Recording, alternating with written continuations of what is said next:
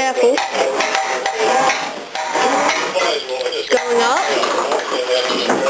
Headphones just... Oh, hang on. Lots of stuff is leaking out, and I don't think that's good. Only coolant. Oh, okay, that's fine. Let me just use it. Okay, that is going to be hard. I'm just moving around so you can see it from all sides. I've got this. Got this. Yeah, up.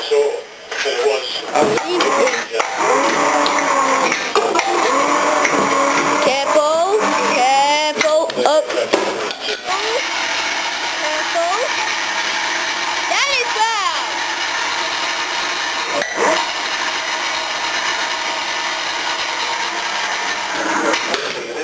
And it's down. Nice work.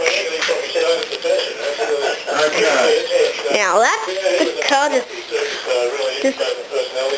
wow, lots of coolant came out. It's only cool. One of the interesting things you discover when you pull an engine out that you've installed with custom parts.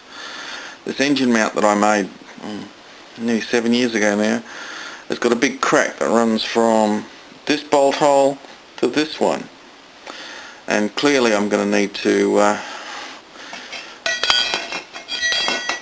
grind out where it's cracked, weld it back together.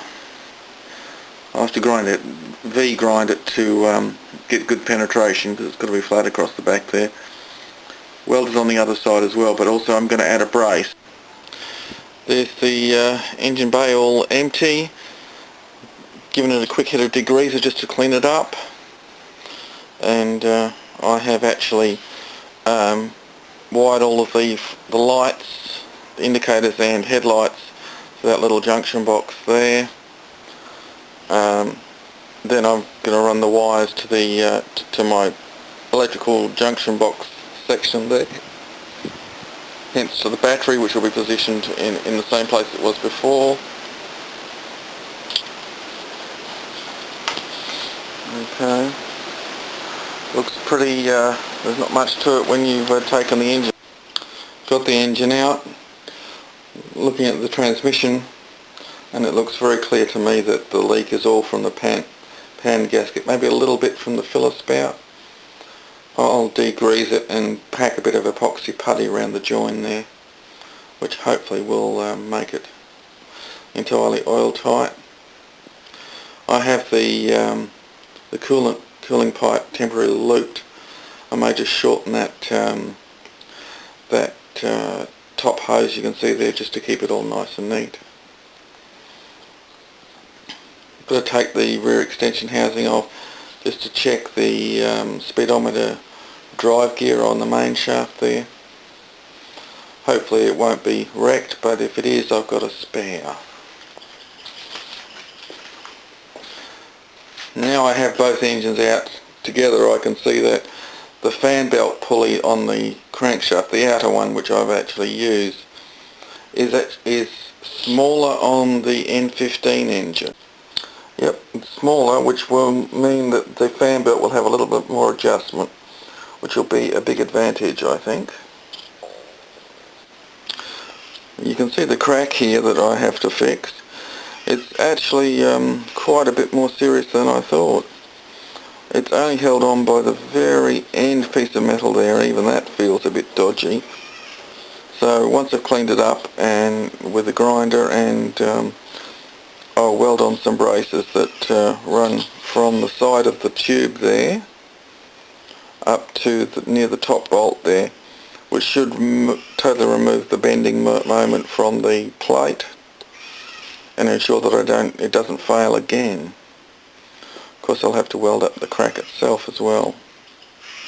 It's probably a better option than just getting another piece of steel and making an entirely new plate. Well, that's how you reinforce it, by adding that little gusset piece. Hopefully the load will be spread right the way up the plate rather than just at the bottom, and that I doubt that will break. Anyway, it just needs a bit of attention from the grinder and a bit of a tidy up, and a tickle of paint. Should be ready to be bolted onto the new motor. There is the engine mount, all repaired, ground, tidied up, reinforced, basically ready for a bit of covering of the sins, which means I'm going to give it a slap on a bit of paint. I think I'll do the engine mounts red this time, just to make them look pretty and a bit bling. Got to make a filler for the cooling system, because the engine sits higher than the radiator, so you can't use a radiator cap. The one I had previously doesn't fit. The spout comes up too high, will hit the bodywork. So I have to make this low-line version. This piece of pipe here with the boss for the temperature sender will hook up to one of the outlets on the motor. So I've folded up this little doohickey here, which will fit on there.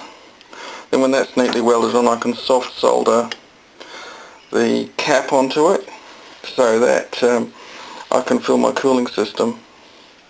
Have to soft solder it because they're dissimilar metals.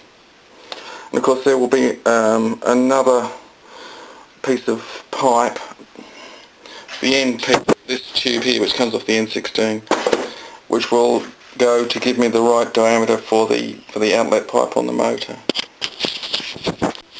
There's the piece mocked up. This little piece here lifts out, and once that's fully welded in, it provides me a nice little saddle and location for the filler. Of course, the temperature sensor goes back here. It's an earth tag for the temperature sensor, and here's the spigot that is the same diameter as the normal Nissan radiator pipe. My top hose is actually big enough to fit on this piece of pipe perfectly. Of course, as soon as I can find where I put the actual spout part, but I need to soft solder that on, so I have to weld this all up first. Well, that's almost the finished product. I've just got to get some more solder when I'm out today. Then I can solder the actual cap fitting onto this little manifold piece I've made. And the curved pipe you can see to the right of your screen is the heater water return line, and the other one next to it at the same level is the return line from the carburetor preheater, which also operates the automatic choke. And of course the coolant overflow line is off the spigot on the top and into the boss at the bottom there, where underneath the point of the screwdriver is where the Lucas temperature sensor screws in. All in all, that should end up giving me all of the fittings I need for my cooling system. Oh, and I've got my the correct distributor cap that I want, and I've made up the leads for the spark plugs. I've yet to screw the spark plugs back into the head, but they all seem to work pretty well. So as soon as I get back with a brand new 14mm socket, which I need to remove the flex plate, I can bolt this up to the engine and then drop it back into the car. And then we can see if we can make it go. That'll be exciting, won't it? Okay, that's what we've been waiting for. I now have the motor bolted to the gearbox. I actually took the time to paint my adapter plate, which has been unpainted for the last 7 years since I built the car. The N15 and the N16 motors bolt up exactly the same way. I just had a little bit of jiggery pokery to get the flex plates off, and had to buy a new socket because the bolts are actually pretty tight. Looks the business now. It's just a matter of I've got to drill one hole and put a couple more bolts in that, and it'll be ready for me to lift it into the car. Of course, I also have to do up the three bolts that hold the torque converter onto the flex plate, but that's not a biggie. So that'll do for now.